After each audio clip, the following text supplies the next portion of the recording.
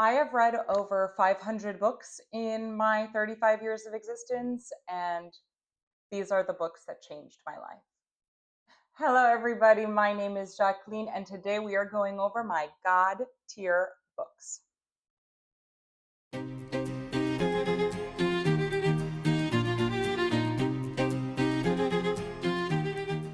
These are the books that have made the most lasting impression on me. They're what have shaped me as a reader, as a person, as the woman I stand before you today. I literally want these books buried with me.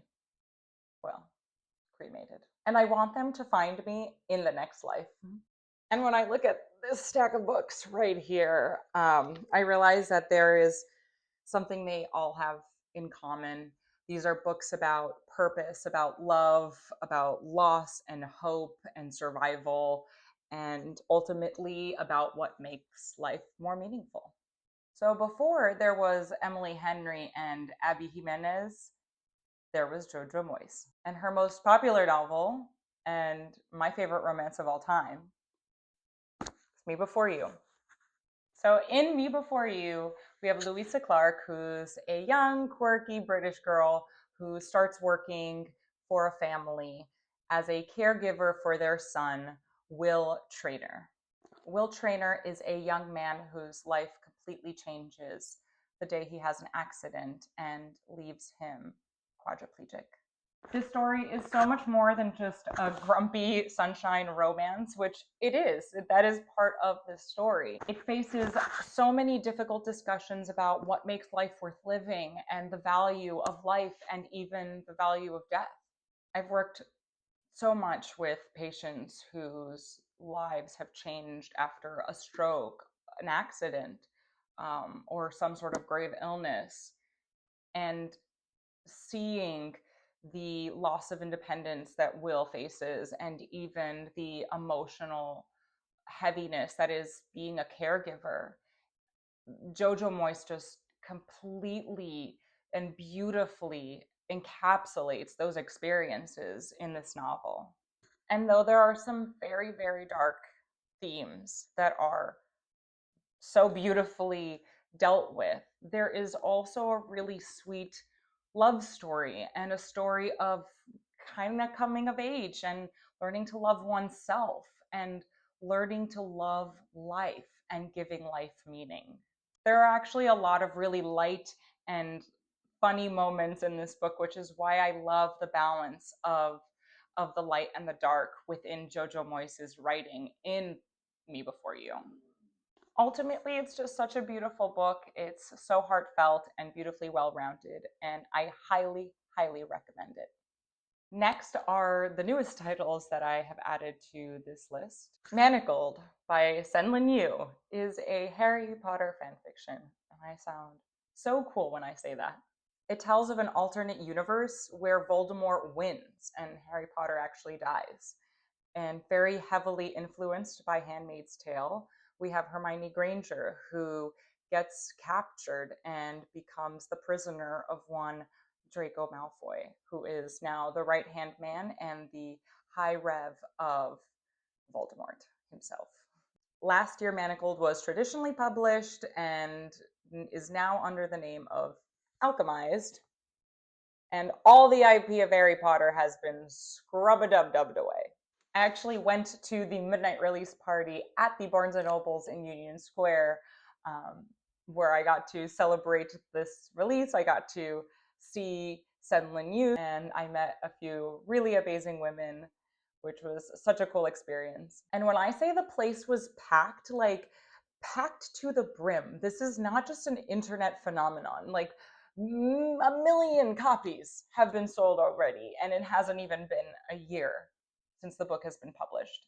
So I'm not alone in really liking this book, okay, guys? And why is it that I love this brick so much? I mean, look, this thing is so heavy, you can probably hurt someone really badly with it. Almost as bad as this book hurts you when you read it.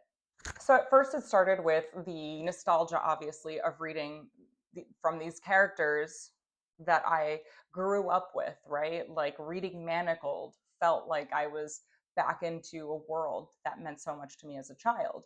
However, when all of that was kind of redone in the book Alchemized.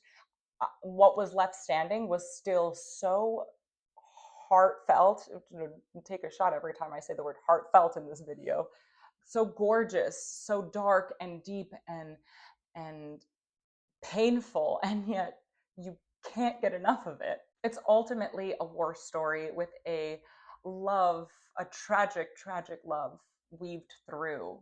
It is both a story of survival and endurance, and the main characters, whether it's Hermione in the original Manacled or Helena in Alchemized, you are rooting for them the whole time. Like, you are praying for them and wanting them to be okay. And it's just some of the most beautiful writing I have ever read. Like, SenLinYu is a true artist, and her paintbrush is a pen.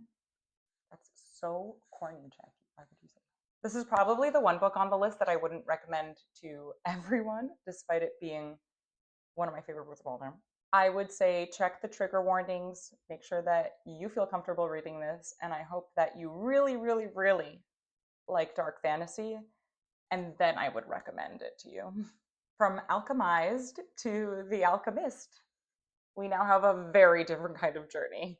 The Alchemist by Paulo Coelho is a story about a young Spanish shepherd named Santiago who has these reoccurring dreams about a treasure in Egypt. And he sells all his sheep and he goes on a journey, a personal legend. It is such a universal story of finding your purpose and understanding the meaning of your life.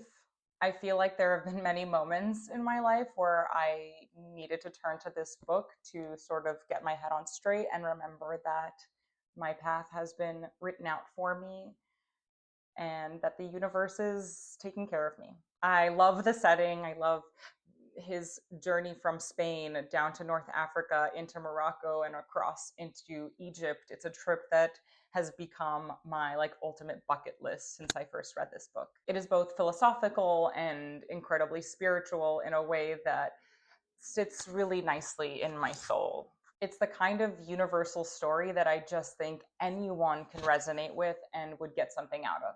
Another book that is universally beloved and also somehow is partially set in the Sahara Desert, The Little Prince by Antoine de Saint-Exupéry.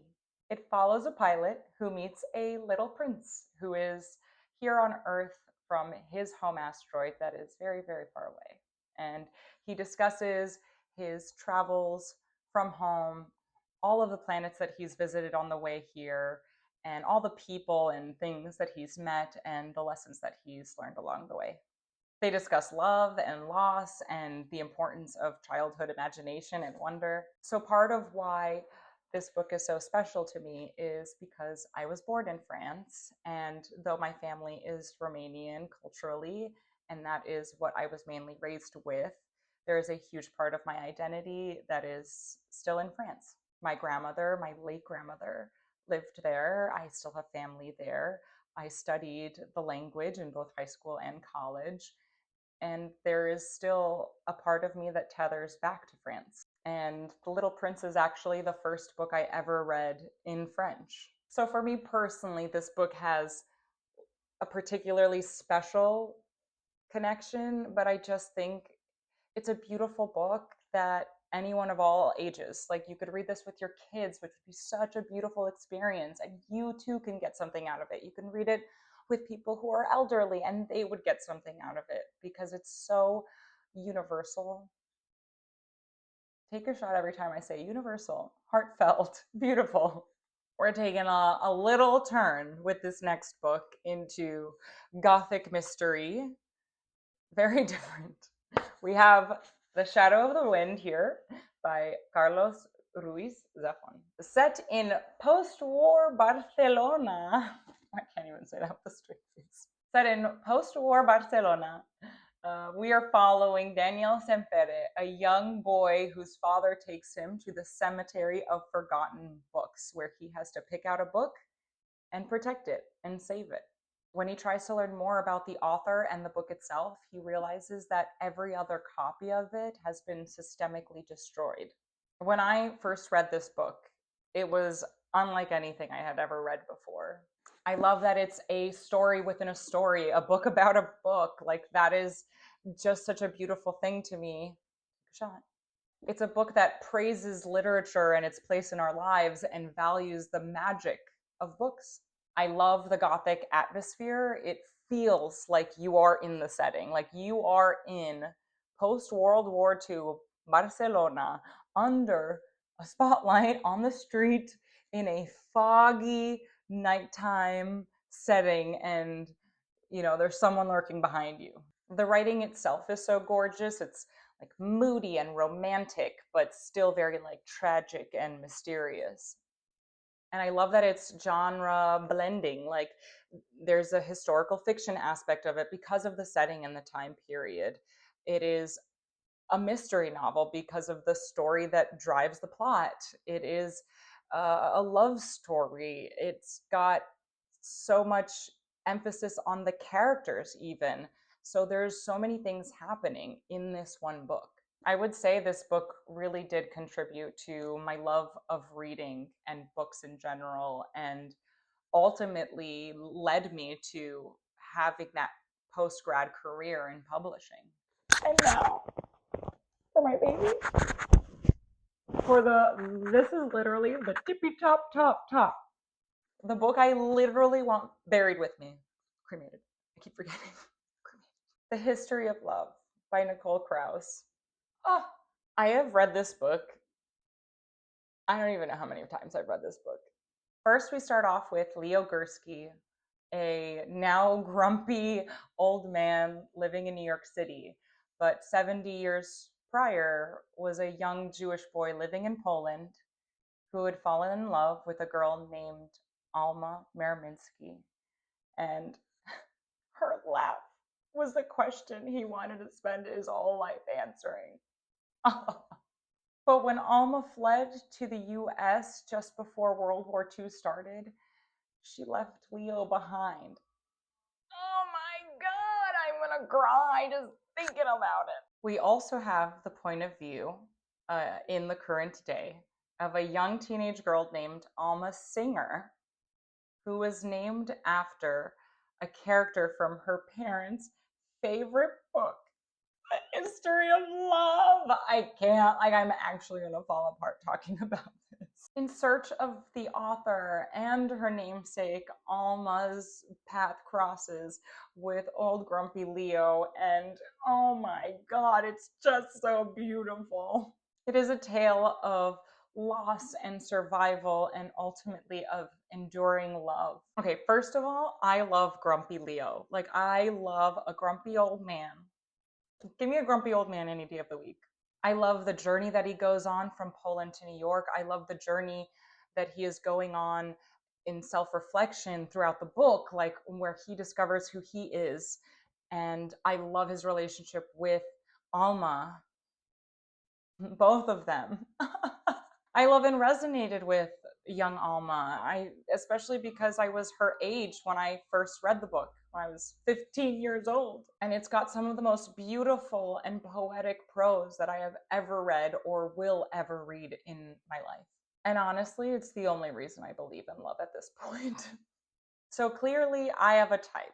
Usually very thought-provoking books, sometimes tragic, almost always a sprinkle of love and survival, hope, a little bit of the unknown, and ultimately following characters who are trying to get a sense of what their life means. Thank you so much for listening to me talk about my favorite books of all time. It is literally an honor to have you make it through to the end of this video.